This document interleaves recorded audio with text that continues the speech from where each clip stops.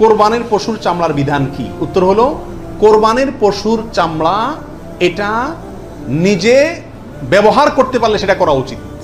চামড়া প্রসেস করে ব্যবহার করতে পারলে এটা করা উচিত।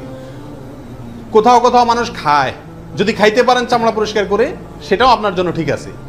কিন্তু কোরবানির পশুর চামড়া বিক্রি করা হয় আমাদের দেশে বেশিরভাগ ক্ষেত্রে, এই কাজটা অনুত্তম কাজ, অনুচিত কাজ। কেন? কারণ কোরবানির গোশত এটাও বিক্রি করে আপনি টাকাটা দানে করে দিলেন, কিন্তু এটা উচিত না, বিক্রি করবেন না। আপনি হয় সরাসরি গোশত দিবেন, না নিজে খাবেন, দুটার একটা। বিধায় কোরবানির পশুকে আপনার কোনোভাবেই এটার কোনো অংশকে বিক্রি করে তারপর টাকাটা আপনি দানে করে দিলেন, কিন্তু বিক্রি করার দিকে না যাওয়াটাই উচিত। সরাসরি ওই জিনিসটা দান করলে সেটাই বেস্ট।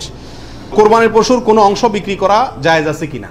চামড়ার ক্ষেত্রে এই কথা চলে আসছে অনেকাংশে, তাও পৃথক করে বলতে হয় যে না, কোরবানির পশুর গোশত, হাড্ডি, বুড়ি কোনো কিছু বিক্রি করা যিনি কোরবানি করছেন তার জন্য জায়েজ নাই, উচিত নাই।